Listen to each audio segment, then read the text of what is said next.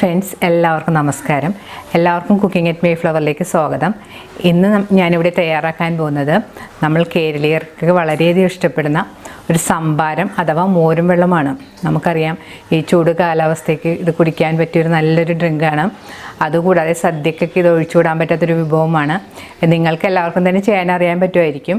എന്നാലും ഞാനിത് എൻ്റെ രീതിയിൽ എങ്ങനെയാണ് ചെയ്യുന്നതെന്ന് ഞാൻ കാണിച്ചു തരാം. നിങ്ങളിത് ട്രൈ ചെയ്ത് നോക്കണം. അതിനു മുമ്പ് ഞാൻ വീണ്ടും ഓർമ്മിപ്പിക്കുകയാണ്, എൻ്റെ ചാനൽ ആദ്യമായി കാണുന്നവർ സബ്സ്ക്രൈബ് ചെയ്യാനും അതിനടുത്ത് കാണുന്ന ബെല്ലൈക്കൻ ക്ലിക്ക് ചെയ്യാനും മറക്കരുത്. എന്നാൽ മാത്രമേ ഞാൻ എൻ്റെ വീഡിയോസിൻ്റെ നോട്ടിഫിക്കേഷനൊക്കെ നിങ്ങൾക്ക് കിട്ടിയുള്ളൂ. നമുക്ക് ഈ സംഭാരം ഉണ്ടാക്കാൻ തുടങ്ങാം. സംഭാരം ഉണ്ടാക്കാനായിട്ട് ഞാനിവിടെ എടുത്തിരിക്കുന്ന നല്ല കട്ടിയായിട്ടുള്ള തൈരാണ്. ഇത് വീട്ടിൽ തന്നെ ഉറവൊഴിച്ചുണ്ടാക്കിയ തൈരാണ്. നമ്മൾ വീട്ടിലുണ്ടാക്കുന്ന തൈരിന് ഒരു പ്രത്യേക ടേസ്റ്റാണ്. അതില്ലെങ്കിൽ നമുക്ക് പുറത്തുനിന്ന് വാങ്ങി തൈര് വെച്ച് ഇതുണ്ടാക്കാം. ഈ തൈര് നമുക്കൊരു മിക്സിയുടെ ജാറിലേക്ക് ഇട്ട് കൊടുക്കാം. അതിനുശേഷം ഇത് നന്നായിട്ട് നടിച്ചെടുക്കണം. ഇനി നമുക്ക് സംഭാരത്തിന് ആവശ്യമുള്ള മറ്റ് ഇൻഗ്രീഡിയൻസ് എന്തൊക്കെയാണെന്ന് നോക്കാം. ചെറിയ ഉള്ളി, പച്ചമുളക്, കറിവേപ്പില, ഇഞ്ചി, ഉപ്പുപൊടി. ഇത് ചെറുനാരങ്ങയുടെ ഇലയാണ്. ഞാൻ ഈ സംഭാരത്തിൽ 2-3 ചെറുനാരങ്ങയുടെ ഇലയും കൂടി ഉപയോഗിച്ചിട്ടുണ്ട്. ഇത് ഓപ്ഷനിലാണ്. ഇപ്പം എല്ലാവർക്കും തന്നെ ഇത് കിട്ടിയെന്ന് വരില്ല.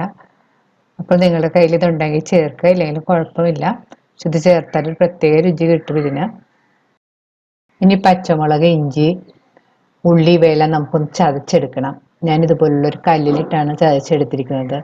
ഇപ്പം നിങ്ങളുടെ കയ്യിൽ കല്ലൊന്നും ഇല്ലെങ്കിൽ നമ്മൾ മിക്സിയിട്ട് ചെറിയ ജാറിലിട്ടിട്ടൊന്ന് 2-3 പ്രാവശ്യം ഒന്ന് കറക്കി എടുത്താൽ മതി.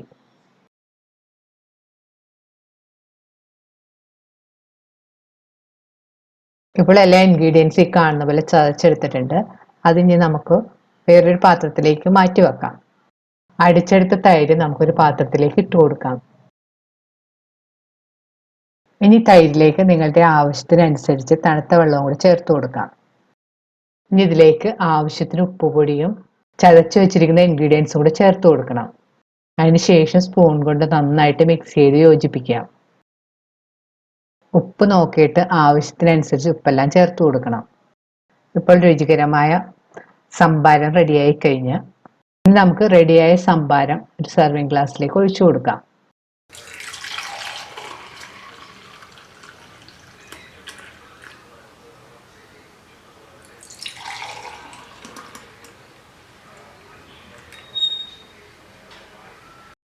ഇനി ഇതിന്റെ പുറത്തേക്ക് കറിവേപ്പില വെച്ച് ഗാർണിഷ് ചെയ്യാം. ഈ ചൂടുകാലത്ത് കുടിക്കാൻ പറ്റുന്നൊരു അടിപൊളിയായ ഒരു പാനീയമാണ്.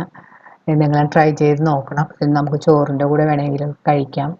സദ്യക്കൊക്കെ ഇത് ഒരു പ്രധാന ഒരു വിഭവമാണ്. നിങ്ങളിത് ട്രൈ ചെയ്ത് നോക്കണം. ഈ വീഡിയോ ഇഷ്ടപ്പെടുകയാണെങ്കിൽ ലൈക്ക്, ഷെയറും കമൻറ്റും സബ്സ്ക്രൈബ് ചെയ്യാനും മറക്കരുത്. ഇനിയും ഇതുപോലുള്ള നല്ല റെസിപ്പിയുമായി നമുക്ക് കാണാം. Thank you.